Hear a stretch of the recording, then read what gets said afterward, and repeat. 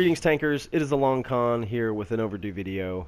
It is Christmas, and I find myself in the throes of a very long Christmas vacation. So, hey, I'm going to put some videos out. How about that?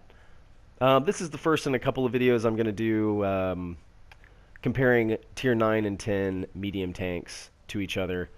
The first of which is the AMX-30 and the AMX-30B. Yeah, let's just jump right into it and get into some hard stats here with the gun. We can see all of the gun handling characteristics here with 0.33 meters of dispersion at 100 meters, 0.33 accuracy. It's pretty decent with a 2.3 second aim time, 8 degrees of gun depression. So you can play along ridge lines a little bit. Get familiar with where your ammo rack lives, though, because you want to try to protect your hull as much as you can. As you can see, that enormous box of ammunition sitting next to the driver there. And you can just rest assured that he doesn't want to get hit. And here's why. You don't have a whole lot of armor here, and most of it is located in your gun mantlet, as you can see, but it's only upwards of 100 millimeters or so, and you really can't depend on that to stop much in the way of anything coming at you. However, both the AMX-30 and the AMX-30B are significantly bouncier than either the Leopard prototype or the Leopard 1, the latter of which both of these tanks compare very similarly to. We got a lot of mobility, we've got a little bit of armor, and these things reflected the tank doctrine of NATO countries post-World War II with the advent of heat ammunition and the idea that armor was just not going to be capable of doing anymore. We move up to Tier 10, we've got the AMX-30B. We still keep all of our mobility. We get an extremely large commander's cupola, though, which is something you have to be mindful of whenever you're working ridgelines close to enemy tanks, as they can shoot your cupola before you can shoot at them. So be wary of that. We still are just working with 8 degrees of gun depression, but our gun is a little bit more accurate with 0.3 accuracy, if I'm not mistaken, and a 2.1 second aim time, which is significantly better. So you can get shots off with a lot more ease. And then, of course, there is a rate of fire buff. I think we're close to 7 rounds a minute with this particular 105 millimeter. But most of the modules live in the same place. Crew lives in the same place. Yeah, armor is still mostly non-existent. However, like I said, this tank and the AMX-30 are both slightly more bouncy than either the Leopard prototype or the Leopard 1. The Leopard prototype is just a terrible tank, and I would encourage you guys to get through it as quickly as possible to get to the awesome machine that is the Leopard 1. But be that as it may, this is the AMX-30B, which was the French equivalent of the Leopard 1. They made a bunch of these tanks, and they exported them all over the place. I'm pretty sure some of these AMX-30Bs are still in use in South American armies. Whatever the case, I've got a couple of hot and steamy tank action games here for you, which is good, because it's damn cold out there. Woo! First of which here we have the AMX-30 on Erlenberg Blizzard. I'm playing solo in this particular match, and given the visibility impairments of the severe weather maps, I feel pretty confident to just move forward and sit up in the A3 region upon this hill and try to spot. You can see as soon as I pick up these KV-4s, though, I back down and I maximize my gun depression and get into cover from them. Now, as a result of the vision impairments with these game modes, these guys cannot see me at all. And I can see them, and of course the team is doing a thorough job of pelting them. Ah, there we go. Oh, got his commander too, looks like. Take that, buddy. Yeah, I stack up a heinous amount of assist damage this game as a result of being the spotter and hanging it out for the team, which I'm completely happy to do if it rewards me with more assist damage. But these heavy tanks are effectively blind with no one spotting for them. God, man. I guess I'm catching that cupola at an angle with the 270 millimeters of penetration I think this gun has, 264, something like that. I should just be cutting through this thing. There we go, and a high roll. That's good news. Oh, that KV-4 is about to get out of the game. Can I take him out of the game? Please let me peek at me. And, oh, missed. Oh. That had to have left a scratch on top of this fucking tank. Are you kidding me? Jesus. Alright, here we go. Here we go. Here we go. He turns his turret. Oh, I catch him, and 74 damage. Yeah, big hit. Get that, buddy. Go back to the garage. Oh, AT-15 on the side. I'm not picking this guy up. He's way too far outside of my spot range for a Blizzard map. But somebody else is, and hey, wouldn't you know, I just damaged his engine. He is thoroughly entrenched behind cover, though, so really no point in even looking at him anymore. There's a lone T-34. He was the last heavy tank that attempted to push across the river. And, yeah, there's just not a whole lot he can do. And he's dead. Little auto lock there. Could have free aimed that, I think, but, you know, whatever it takes. I am now at this point, however, detected. Oh, man, T-29 gets spotted there trying to be sneaky up the riverbed. And he gets fucking whacked, which is good news. Got the AT-15 picked back up.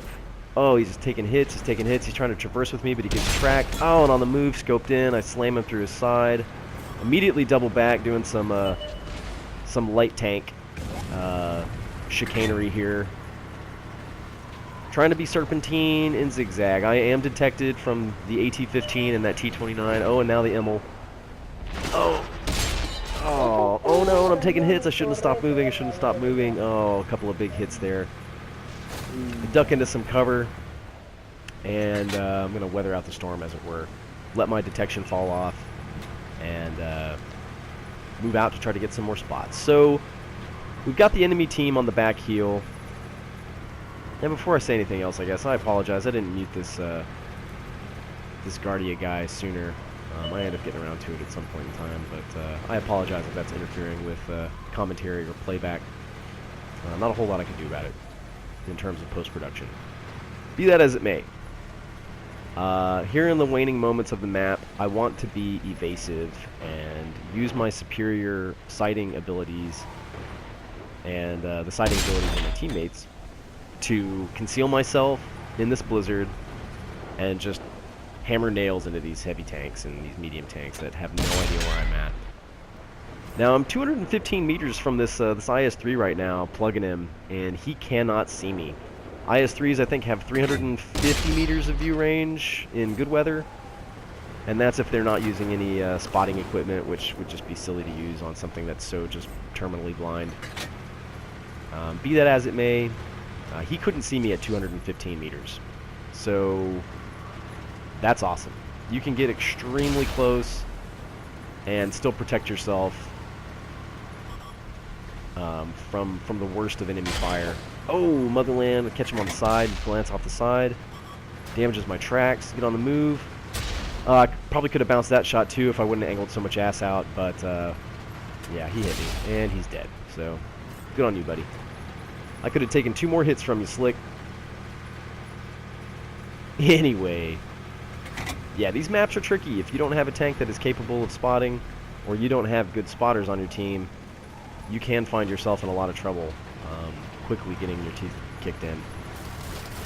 Fortunately, the AIM-X30 excels at spotting, and the maneuverability of this tank, its ability to displace and push flanks and get in behind is just paramount.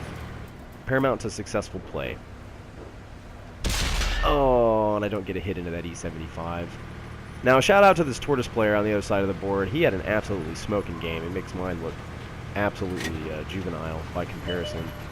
So, shout out to you, buddy. I think it was you and me that managed to really keep the spurs to this enemy team here and reel them in, as it were.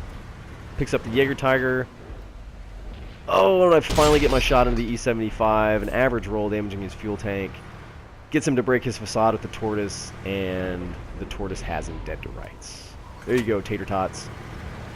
Get you some fucking ketchup on the side. You know what I'm talking about. Last surviving tank is an M103. I don't get anything into him. But great game. 5 kills, 13 pins, 22 assist ribbons. This was the game that got me my first mark of excellence, which is when I decided that I was, in fact, going to keep this tank. What a great tank, guys. What a great tank. And as you can see, the Tortoise driver is no slouch either. So here we are on Erlenberg. Oh, storm has lifted, and we're up a tier, and I'm running with my my boys Pow and Cobra. Pow's in the The accompaniment, tier 10 medium tank, the Bat Chat, and Cobra's in the Centurion Action 10. We pushed south initially this time out towards the castle. The spawns work out a little bit different depending on the weather. So yeah, we felt it prudent to come down to this side of the map and get engaged as quick as we can. Get a couple of shots into that that Death Star, and Cobra here picks him up. There it is. Good shot, sir. Way to take that nasty bastard out of the game. Don't really like what I'm looking at there with the E100, so I'm going to try to ignore him and work on this E50 that's right here. Oh, but I hit his upper glacis. Cobra's plugging him, though, in the lower glacis, which is where you want to get him, especially if you're this close. You're never going to get through the upper glacis of an E50, not without just enormous amounts of penetration. And the E50's gone, which is good news. E50s are pretty powerful tanks. However, in terms of BPM, they can't compete with tier 10s, especially you know, an Action 10 that has nearly 7 rounds a minute, and the AMX-30B, which has 6 1/4 or so. Oh, get a great snapshot into that VK3045B. There you go, VK45B, damaging his fuel tank, but the E100 plugs me for half my health and damages my engine. What a dick! You're gonna need your engine in the AMX-30 and 30B. Kind of a big deal. Speed is your armor. E100 tracks me and loses his armor effectiveness towards all those tanks at the castle. And I spot my counterpart on the other side of the map, AMX-30B, get a shot into him. He takes some friendly fire as well. I pick up some assist damage for it, which is awesome. VK45B is foolishly rolling backwards, get another shot into his side. These are the kinds of engagements you want to have with your 30B. This guy is not even focused on me at all. He's very, very concerned about what's going on with all my friends up in the castle. And he's being flushed out of cover straight into my line of sight. And side of the turret, yeah, you're done, buddy. Unfortunately, he picks me up. There's my counterpart shooting at me from across the map. I duck back into cover and wind the engine back up. Yeah. Time to go defend the base. All sorts of tanks have pushed over the northern bridge. And a bit foolishly, I get a little bit trigger happy here and try to get on these mediums, not realizing there's so many tanks just right here. Fortunately, Pal rolls in with his Bat Chat, and Cobra runs in with the axe, whittling down the T-54. And I'm not sure what happens to Cobra here, but I think he drowns. I think maybe he was trying to push someone into the water and ended up accidentally going into the water himself, which sucks, but that kind of shit happens sometimes. I knocked the Centurion out of the game. ELC AMX, oh no, Pow, no! Ooh, there you go, get a ramp kill on your Bat Chat. And an AMX 12T, that's cute, buddy, you're done. Someday, man, someday you could have this tank. You just keep plugging away on those light tanks. Ugh, what a grind. I don't know what it is about those French light tanks. I couldn't really get into them. They're very, very specific in their play style. I guess I did all right with them, and 1390 is pretty decent. But I feel like just by the time that I got there, I was pretty burned out on driving the same tank for 3 tiers. I will admit the Bat Chat does look like a little bit of fun, and it's quite capable of really ruining people's days. Unfortunately, it's a lot faster than the AMX-30. Well, the AMX-30B, I guess, in this case. Pow gets way up ahead of me, and this 54 lightweight kills him. I probably should have tried to have been in front there and taken the hit from the lightweight. That way Pow could have clipped him out and could have survived to do more damage, but that's not the way it worked out. Sometimes we get a bit ahead of ourselves and we pay the price for it. Now I pass up a shot on this this E4 right here. I probably could have shanked him through the side of his turret and put one into the 54 lightweight instead. T-44 is charging me, and I just, you know, I don't have a whole lot of fear of this tank.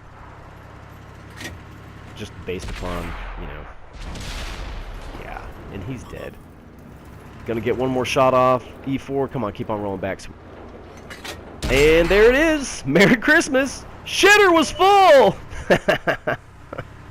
Well, yeah, that's about all she wrote with the old AMX-30B this round.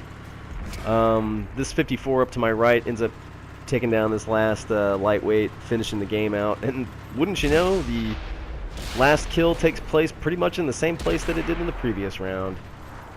Wow, it all looks so familiar. Anyway, I picked up a high caliber this round. Not going to complain about that at all. These are great tanks, kids, and so long as you play laterally, you'll be quite successful with them. And if you don't know what lateral means, I suggest looking in a dictionary. This has been the Long Con, folks. Happy holidays and happy hunting. I'll be looking for you. What the hell is this thing? Damn, it's ugly.